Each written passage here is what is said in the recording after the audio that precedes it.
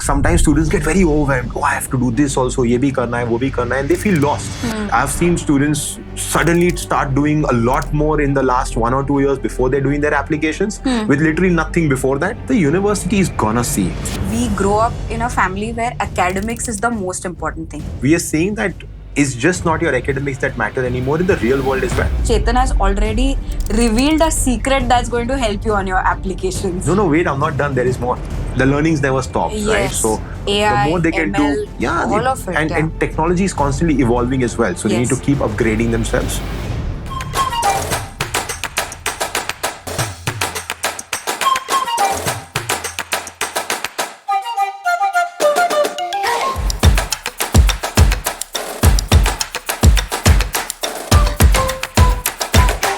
A quick question before we start today's Big Leap episode. Do you think it's just marks and grades that are going to get you into those top ranked universities? If you said yes, then today's episode is just for you. Because Chetan Jain, the founder and managing director of Study Smart, is here to reveal a secret weapon for all of us: profile building. Welcome back to the Big Leap, Chetan. Thank you, Apoorva. It's always great to be here. Chetan, assuming I know nothing, I want to start with the basics. Okay. What is profile building? Okay. So profile building is everything that a student does outside of the classroom, right? So whatever he does which does not reflect or goes beyond his core academics, what is a representation of mark sheet, everything else beyond that will be a part of the profile building. So right from elocution competitions to whether he's playing a sport or he's learning music, the record that he keeps of everything that he does to improve his profile is called profile building. Okay, and is it something that students need to submit with their college applications? Yeah, so typically a student would have some record of that, right? So every activity that they take up for their profile building would have some sort of a supporting document, either a certificate or a letter from the school or a participation certificate. If he's won a competition, then again he would have winning certificates or medals, right? So typically it would have a record, and what students normally do is then mention it on their CV in terms of what all have they done as far as their profile is concerned. Okay, and as an Indian student in 2025, 26, if they're preparing for their entrance and everything, what is the need to have a strong profile? How does it differentiate? The need to build a strong profile is only increasing year on year. A few factors that are leading to this need. Number one, that we are seeing that the scores that the students are getting better every year. Absolutely. Right? And if you see kids from CBSE board, ICSE board are absolutely killing it in their papers, getting 90%, 95%. So scoring 90, 95% is not difficult. A lot of a higher mean of students are scoring that. Yes. So now it's very difficult for a university to figure out whom they should take because they have limited number of seats. So if you have two students with 90%, whom do they take? Do they take student A or student B? So that is where the profile will come into play. And students with better profiles will have better chances to get into the universities. Moreover, we are seeing that it's just not your academics that matter anymore in the real world as well, right? So to build real world skills, you need to keep enhancing your skills, trying on new things, trying on different things. So today, the personality you are will also make you far more competitive, improve your chances of getting good jobs, good internships. So it's not only about getting into good universities, but I think profile building that you take on early in your life is going to help you throughout your life because it's going to help you shape up your personality and the person that you're going to become in the future. This is wonderful. I think I got an idea of, first of all, why do we need to have a profile? So I think it's a great start. And Chetan has already revealed a secret that's going to help you on your applications. Yeah, a little too early, but yeah, I think as we move on with the episode, I'll reveal more secrets. Yes. As Indians, we grow up in a family where academics is the most important thing, generally speaking, where, we're always conditioned to do things for academics and to get into better colleges and all of that. So I want to know how building this profile is ultimately going to help me with those college admissions. Sure. So, Apoorva, what we need to understand here is that academics are absolutely very important. So let's not take that away. Academic scores will play a role. You have to get the bare minimum entry requirements or match the entry requirements of any university. So today, if you're looking at high rank universities, they'll have a bare minimum score that you need to get. You can only enter the admission pool if you've got that score. So I'm not taking away the importance of academics at all. But yes, profile building now is playing a more important role because getting those academic levels have become a lot easier for students, or I don't know, it's maybe the Gen Z that are much smarter, they're genetically better than the older generation, but they're getting better grades.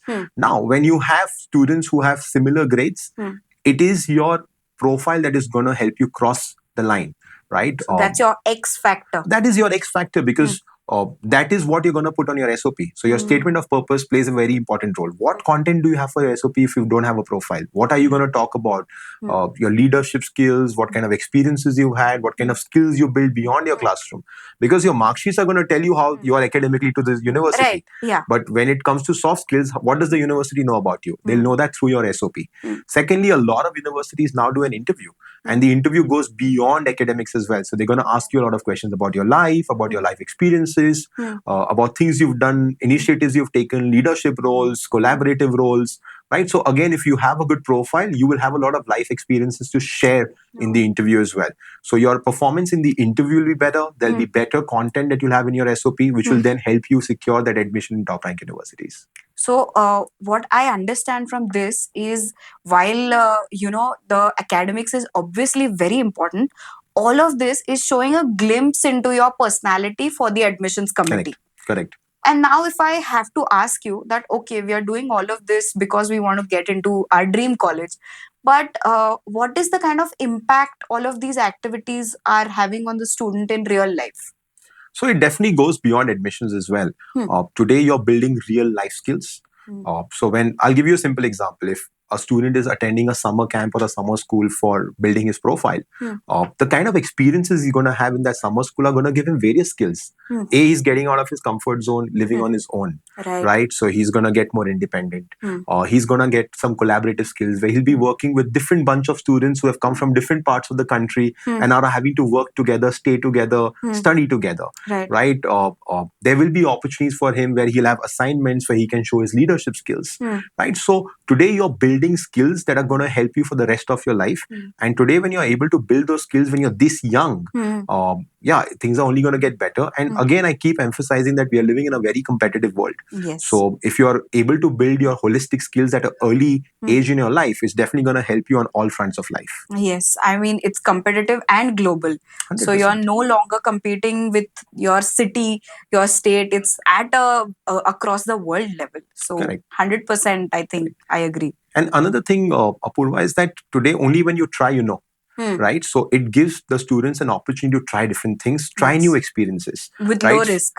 With zero risk, right? You're just giving it a try. If it works for you, right? So today a student who say takes up music for building his profile, he may do it initially with the intent of building his profile, but he starts enjoying it. He starts getting joy out of it. He may even go on to become a musician at a later stage, right? So he's able to explore his skills, explore himself. And there's a lot of self-learning that comes in through the profile building exercise as well.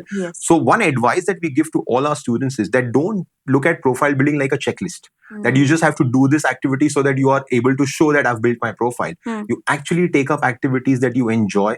You explore a wide range of activities so that you can learn about yourself as well.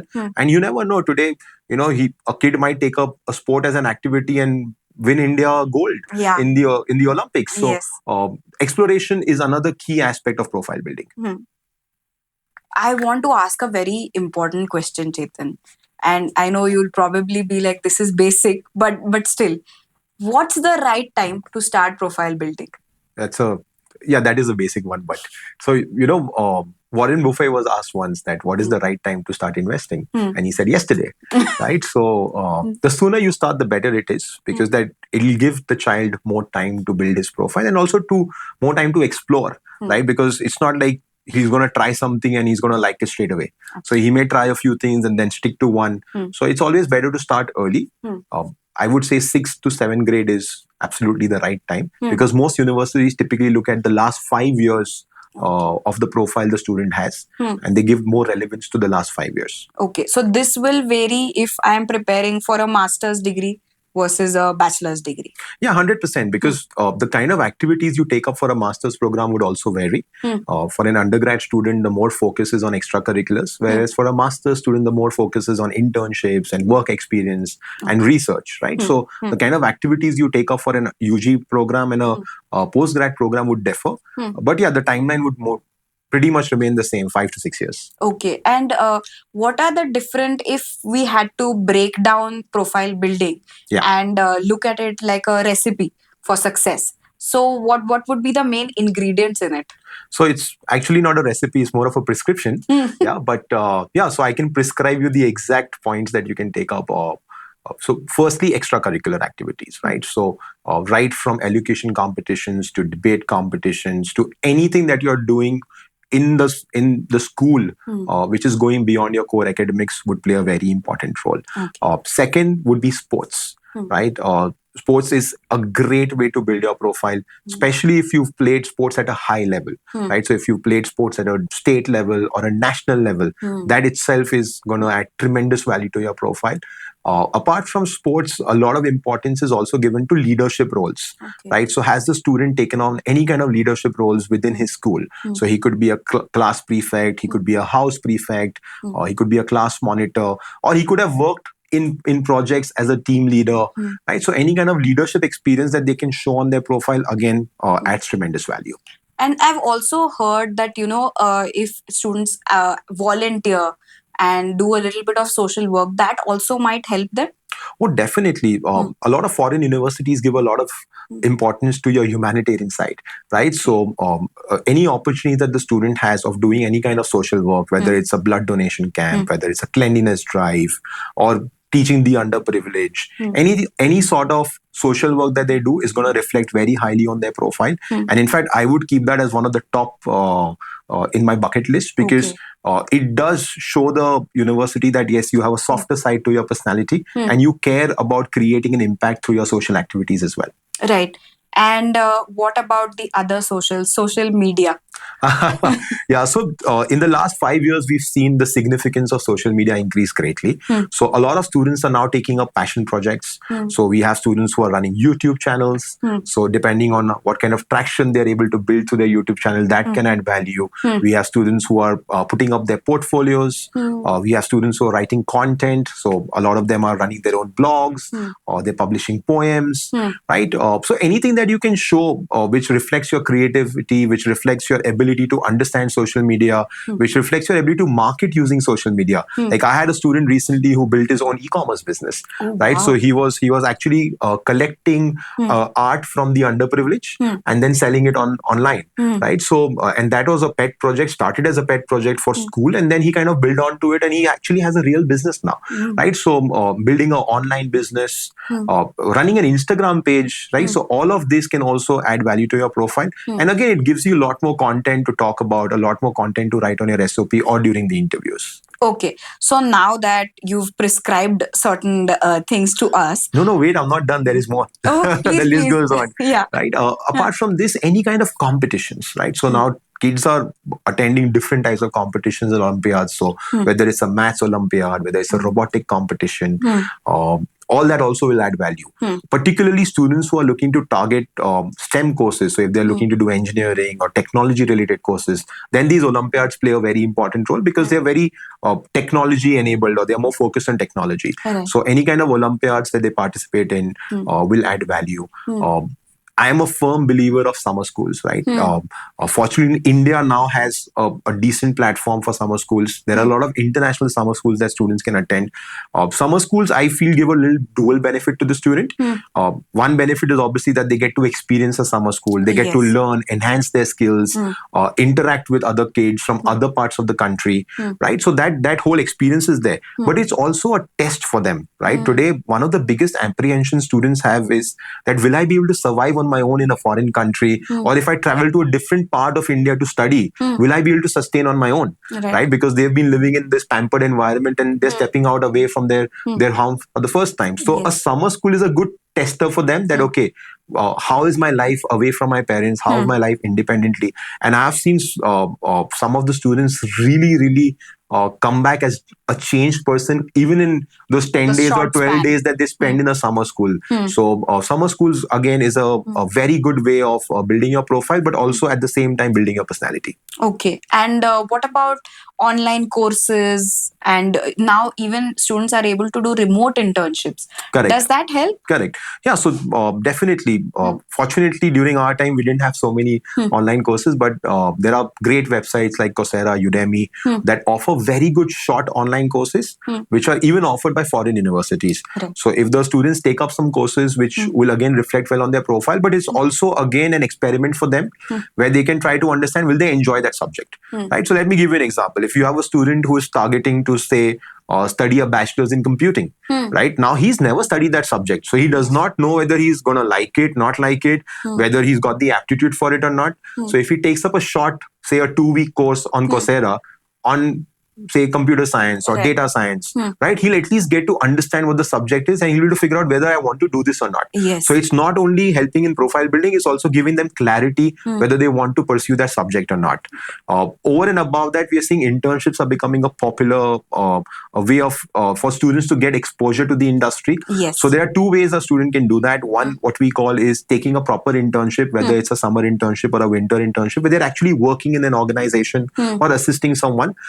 Another popular way, because obviously they're younger, so how much can they work or what skills they have at that age, is shadowing professionals. Right. So today, say if I want to become a CA, I can go shadow a CA for a month and just observe what a CA is doing day to day, what kind of skills he's acquiring, what kind of work he's doing. So even shadowing gives them a lot of learnings, but also gives them a lot of clarity. Yes. So any kind of internship experience, shadowing experience, again can help on building their profile. This is really a revelation that you not only can have internships, but you can also shadow, and that will help. Correct. So Correct. that's definitely a revelation.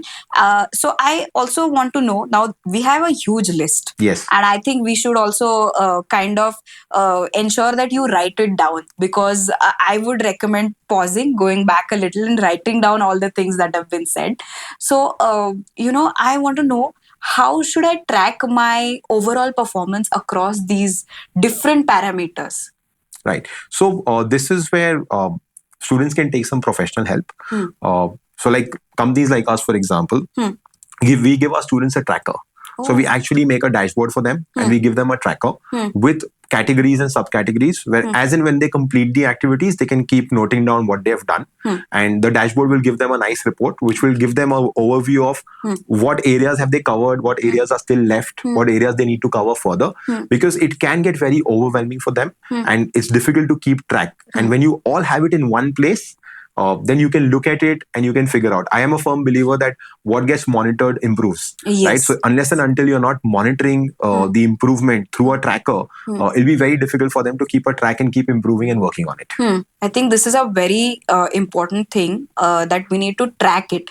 Otherwise, because of my inclination, I might excel in music and forget to do the other activities that are also necessary. So, if you want a little more information on this dashboard and how it can help you, please leave a comment saying dashboard, and we'll get in touch and we'll help you on that as well. Chetan, before we move to the next question, I would like to know a little bit more about what master's students should do specifically to build their profile. Thank you, Apoorva, for bringing that up, because I think we've been so focused on the undergrad segment. It's also important to address the postgrad segment. So obviously, whatever the students have done before their undergrad for profile building will also help. But for master students, then they need to be a little more specific towards internships. So take up as many real internships as they can, where they're doing a proper job in a proper office environment.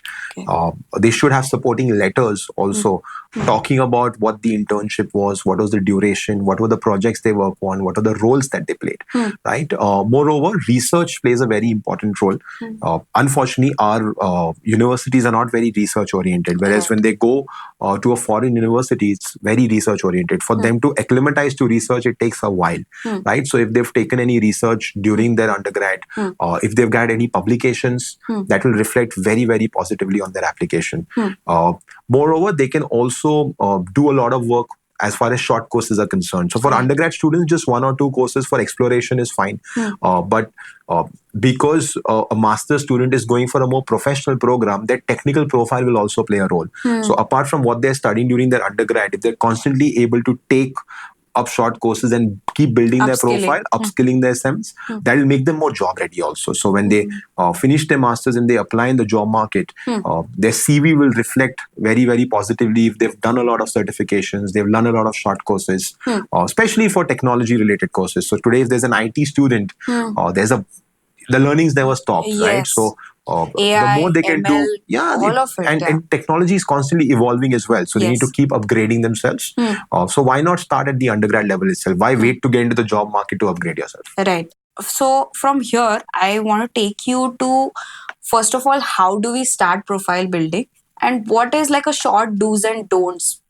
Yeah, so like I said before, starting early is important. So sooner you start, the better it is. And start with small steps. Like sometimes students get very overwhelmed. Oh, I have to do this also. Ye bhi karna hai, wo bhi karna hai, and they feel lost. So it's better you start taking baby steps. Start with smaller initiatives which are closer to your house. So you could just go for a music class. You can go for a dance class. Something which is easy to execute also. So don't overcommit yourself in trying to do something which is going to be difficult on the execution front. Sometimes the kids are ambitious or sometimes the parents are ambitious. Yes. So be practical about it. Focus on things which are easy to execute. And as you kind of move forward with it, you keep building on and keep trying to then expand in terms of the kind of activities you're doing. Right. So starting small is definitely important.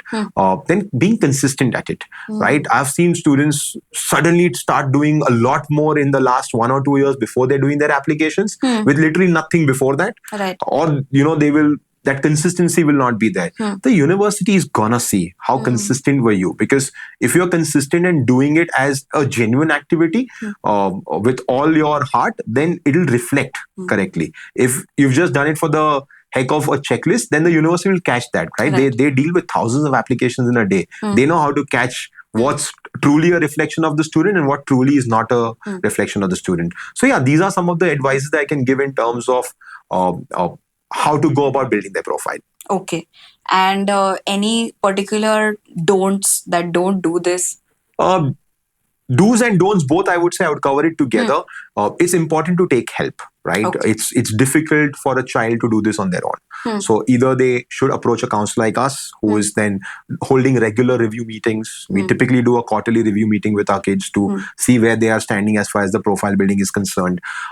They may not be aware of what's out there, right? Whereas a company like us would have a profile building database. Yes. Where we can give them a bunch of activities. So today, if a student comes to me and say, okay, I want to attend a summer school, what are my options? I can straight away give him 25 options, that these are your options. If you want something in UK, these are the 5 options. If you want something in India, these are your 10 options. So that availability of information is also there. So they don't have to spend their time and energy in researching and finding what works, what does not work. With our experience, we can tell them what will work, what will not work, what gets recognition and what does not get recognition also. Yes. Right. So consulting with someone like us is another easy step where they'll get a lot of guidance, both in terms the of direction. Right direction as well as reviews. Yes. Right. There is external pressure then. Many a times the children don't listen to their parents. Yes. But if there's an external counselor telling them ki ye There's karna hai, accountability. there is accountability as well. So that would be one of the do's. In terms of don'ts, I would again say do things genuinely, do things that you enjoy. Then automatically the child will keep doing it more. Also be practical about the kind of expenses you're incurring. I've seen parents kind of overspend on profile building and really send them to expensive places, which is really not required. So I think they should plan their budget also, that not keeping just 1 summer or 2 summers in mind, keeping 5 summers in mind and kind of figuring out, okay, how much do I want to spend on which summer? Yes. Chetan, I think somewhere in the middle, you said that Gen Z is a very smart generation. And I fully agree with you, as a millennial though, so a little grudgingly. But I want to know, there are going to be a lot of viewers who want to take action now that they have watched this episode. So what is the action point for them? How should they start? Okay, let's give this a try. Why not give them an exercise? Sure. Right? So, appealing to all the students, if you want to get started, now is the time. So, what I would like you to do is sit down for 2 minutes, make a note of what you really love doing, obviously beyond your classroom, beyond your academics. Then go online or speak to people to find out where you can do that, and start doing that in the next 2 weeks. So give that commitment to yourself that you will make a note of what you love. You will find out where you can do it and get started in the next 2 weeks. I think that could be the first step you can take towards your profile building. Great. I also want to add here, because like Chetan mentioned, it's very important to track what you're doing. So if you want to know how you can track it, please write dashboard in the comments below, and we'll also leave a link in the description box which will help you get started with that tracking. Before we go, are there any closing tips that you want to give students? Yeah, I think students should not look at it just like a checklist. It is not a checklist. Take it up as a journey. Yes. Take it up as something that helps you get out of your comfort zone, something that helps you explore, right? And it's a journey that you take on which is going to promise you a brighter future, will help you build your skills and help you build your own brand. Today, branding is very important. So it's going to help you build your own brand. So whether it helps you to get into a top university or not, I think it's definitely going to help you in your overall future. Right. I think with this, I want to thank Chetan once again for being on the Big Leap. Also, we see that a lot of our viewers have not yet subscribed to our channel. So please like, share, subscribe, share it with your friends. And I'm sure that together, all of you can make the Big Leap. India is a huge market for a lot of these universities. Choosing the right course will also help you choose the right countries. That are you choosing a course which is giving you specialized skills? First country that everybody was targeting as the most PR friendly country, and every second student in India wanted to go to Canada because of their free immigration policies. And suddenly they put a clamp down to it, right? And now it's become the last choice for students. If we know the right country, then we can now move to the part about that dream university. The common mistake that most students make is that they will evaluate only 4 to 5 factors. So today, if you are the only international student and there are 50 domestic students, you are not going to survive.